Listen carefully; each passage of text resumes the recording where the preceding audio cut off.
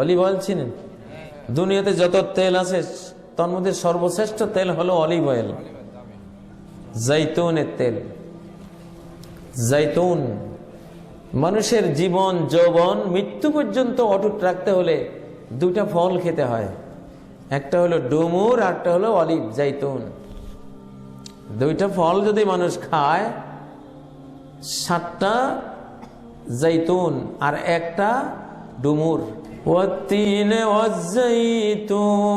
কসম, তিন মানে ডুমুর, জগ ডুমুর। ওয়াজ্জাইতুন অলিভ, জৈতুনের, জলপাই।